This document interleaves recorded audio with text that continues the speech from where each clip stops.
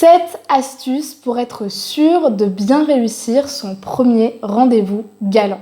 Bonjour à toi, j'espère que tu vas bien et bienvenue sur cette vidéo YouTube du jour.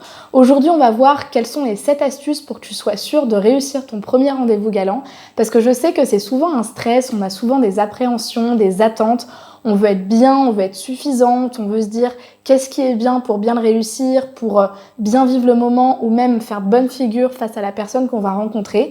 Donc je t'invite vraiment à suivre chacune de ces étapes et à vraiment les redécouvrir et à réfléchir avec moi ensemble sur qu'est-ce qui va être utile pour toi.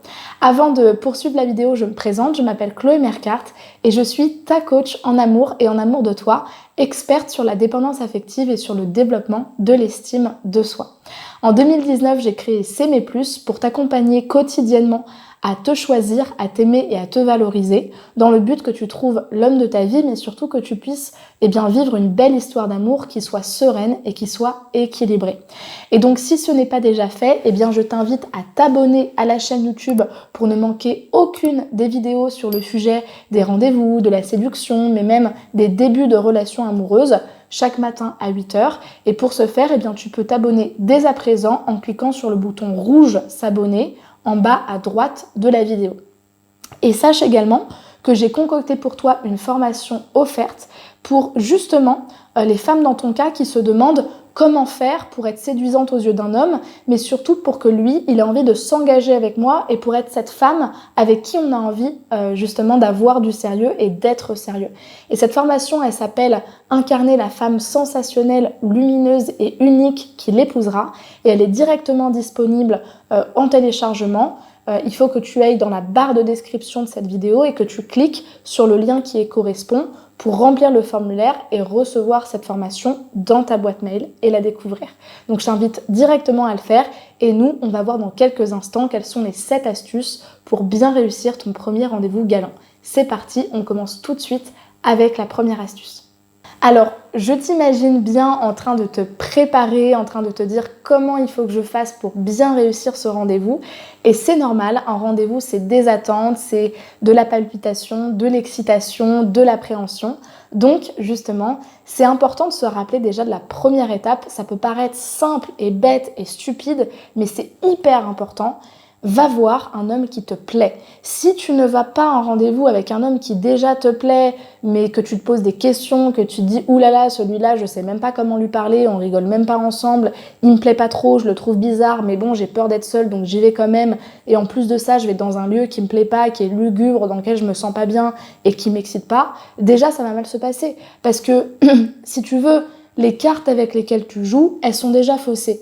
Pour qu'un rendez-vous fonctionne bien, il faut que tu aies suffisamment d'excitation avant d'y aller en fait. Et de l'excitation, t'en as comme quand l'homme avec qui tu vas te plaît, quand physiquement il te plaît, quand vous entendez bien, quand vous avez suffisamment parlé, quand t'as de l'excitation en lui parlant physique, mental, émotionnel, et quand justement t'as suffisamment quelque part de faiblesse et de vulnérabilité avant d'y aller, quand t'as tous ces éléments-là, tu sais que déjà, toi t'es dans un bon cadre. Parce que toi tu joues franc jeu et tu sais que t'es quelque part sur le point de voir quelqu'un qui est qualifié, c'est-à-dire que quelqu'un qui correspond à tes attentes, qui correspond à justement l'homme que tu as envie de rencontrer. Ça, c'est un très bon élément parce que même si ça peut te rendre vulnérable, tu sais que tu vas pas pour la mauvaise raison. Et donc, quelque part, tu peux pas t'en vouloir d'un rendez-vous qui a pas fonctionné parce que de son côté, il est pas intéressé. Mais par contre, il y a rien de pire que de rentrer d'un rendez-vous en te disant c'était ni bien ni mal, mais franchement, le mec me plaît pas. Ça, c'est la meilleure façon d'avoir des relations pansement et de se mentir à soi-même. Donc déjà, vérifie que l'homme que tu vas voir te plaît vraiment, que justement, tu ressens de la palpitation et de l'excitation avant de le voir. Ça, c'est déjà la première chose à vérifier. La deuxième chose dont tu dois absolument être sûr pour que le rendez-vous se passe bien, c'est de vérifier que le cadre dans lequel tu vas aller, et je vais t'expliquer ensuite qu'est-ce que le cadre, te convient.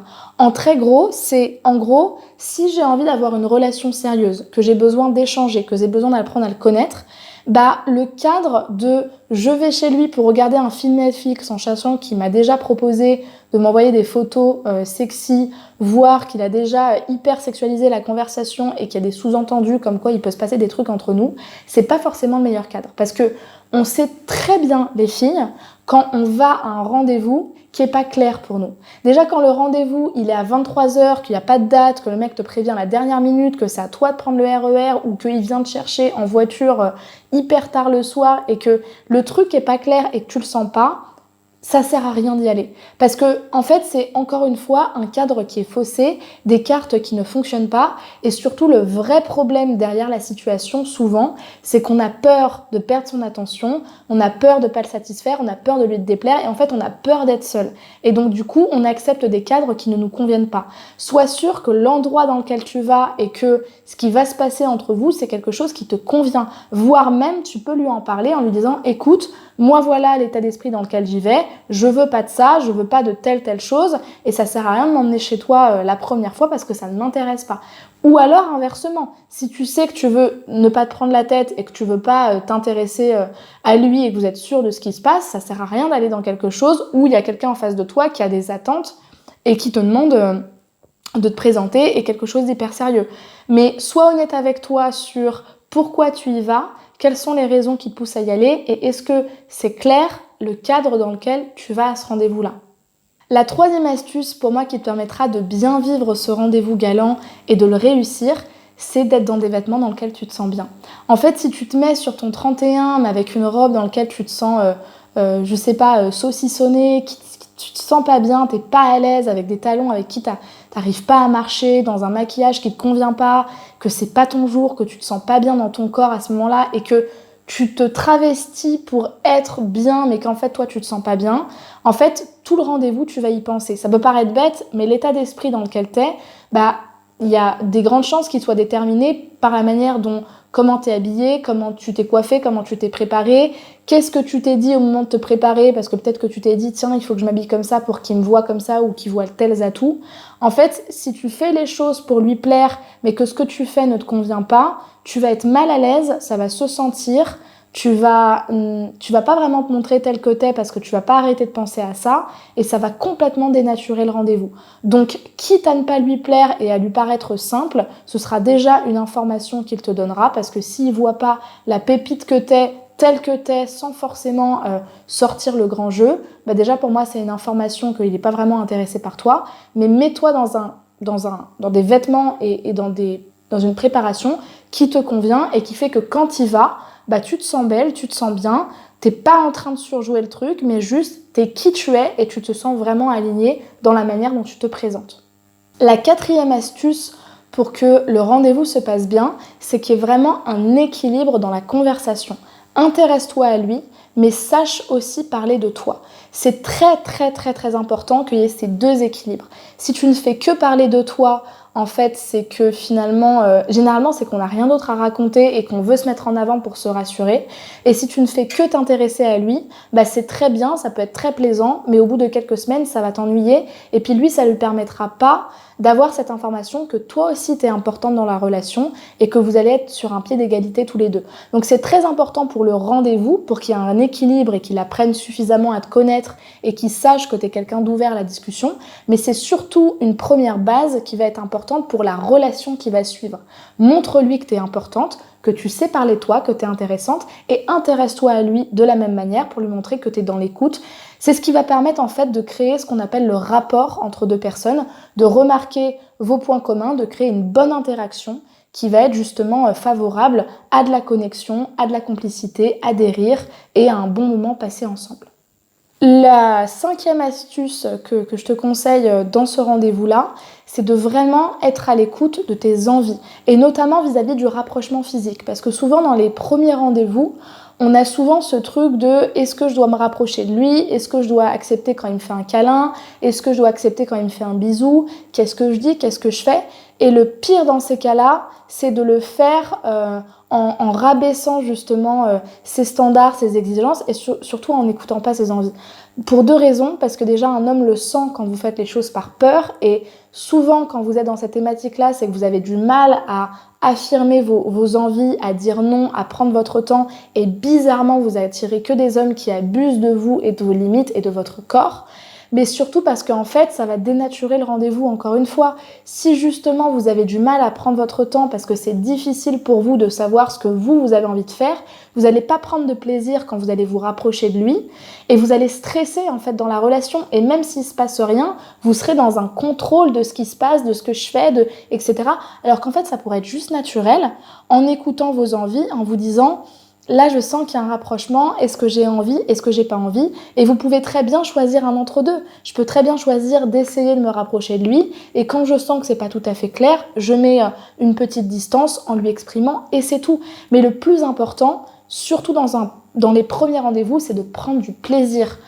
Vraiment, prenez votre temps, détendez-vous. Mais quand vous faites quelque chose, prenez-y du plaisir. C'est vraiment les moments où il y aura le plus d'excitation, où il y aura le plus de passion, où ce sera le plus mouvementé, même physiquement. Donc prenez du plaisir et quand vous faites quelque chose, faites-le avec plaisir en fait. Faites-le quand c'est un grand oui dans le corps, dans le cœur et dans la tête.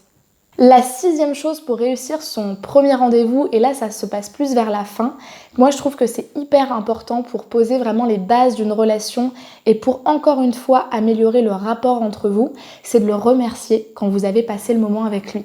Si vraiment vous avez passé un bon moment, qu'il y a toujours cette attirance, qu'il y a ce truc de je veux le revoir, arrêtez de jouer le rôle de la femme fatale froide qui ne dit rien, qui est cachée derrière ses excuses de je ne sais quoi. Dites-lui que vous avez passé un super moment, souriez, remerciez-le, faites-lui un câlin ou pas, dites-lui que vous avez envie de le revoir. Bref, ouvrez-vous, montrez-vous, mouillez-vous, sortez de vos excuses mentales de « il faut pas que je dise mes sentiments ». Dites-lui que vous avez passé un bon moment parce que c'est ce qui va permettre au rendez-vous d'être vraiment dans la vulnérabilité, dans l'histoire amoureuse, dans les grands débuts, dans ce côté un peu passionnel qu'on voit dans les films où justement la femme elle est trop contente, ils ont passé des super souvenirs, créez ça. Et ça va se créer en justement s'autorisant à être dans la vulnérabilité. C'est pas parce que vous lui dites que vous avez passé un bon rendez-vous que vous lui demandez de vous épouser en fait. Vous êtes juste en train de lui dire « Hey mec, t'as géré, j'ai trop envie de te revoir, j'ai passé un super moment ». Et c'est ça qui va faire en sorte qu'on est dans un rendez-vous galant. On n'est pas dans un entretien d'embauche où c'est à toi de faire le pas, de me convaincre de trucs. Ça, c'est la meilleure façon de déséquilibrer la relation. Osez lui dire quand il a bien réussi, osez lui dire quand vous êtes satisfaite et c'est ça qui va vous permettre d'oser dire justement que là il y a de l'excitation, là il y a un truc qui se passe entre nous et je suis super satisfaite. C'est très important. Et enfin, pour moi la chose, c'est mon parti pris mais qui fait en sorte que le rendez-vous galant est bien réussi. Alors on aime ou on n'aime pas. Franchement c'est... Soit justement on est dans le jeu de la vulnérabilité à fond et on recontacte l'autre dès qu'on en a envie. Mais dans les premiers rendez-vous, on peut jouer, si ça nous convient. Moi c'est quelque chose que j'aime bien faire personnellement. Quand je suis célibataire et que je rencontre des hommes, c'est les premières fois, laisser l'homme me recontacter. Juste pour créer ce désir, pour créer ce truc de j'ai été super bien en rendez-vous, je t'ai regardé comme il fallait, je t'ai souri, on s'est rapprochés, mais je vais te laisser un petit peu mijoter dans ton coin et voir justement ce que tu vas préparer, comment tu vas me recontacter. Juste finalement pour avoir le plaisir un petit peu d'avoir cette posture de femme qu'on aime bien, qu'on doit conquérir, qu'on doit séduire. Si ça vous fait plaisir et que pour vous ça correspond à vos codes d'un rendez-vous galant avec une femme qui est conquise, selon des codes très traditionnels qu'on aime ou on n'aime pas, ça peut être une bonne astuce finalement pour se dire là je suis un petit peu la femme qui est en train d'être séduite, donc j'ai un petit peu envie dans les premières fois, pas tout le temps dans la relation, mais simplement de le laisser me recontacter et de voir justement ce qu'il va mettre en place. Donc voilà quels étaient mes 7 conseils. Je t'invite à liker la vidéo, à commenter et à la partager si elle t'a plu, à t'abonner à la chaîne pour ne manquer aucune des prochaines vidéos. Et si tu as envie justement d'être coaché sur ton projet sentimental et sur tes rencontres amoureuses, clique sur le lien en barre de description pour réserver ton appel avec moi et pour qu'on puisse justement voir est-ce que le coaching te correspond et de quoi tu as besoin. Merci beaucoup pour ton écoute et à demain pour une prochaine vidéo de coaching sentimental sur S'aimer plus. Au revoir et à très bientôt.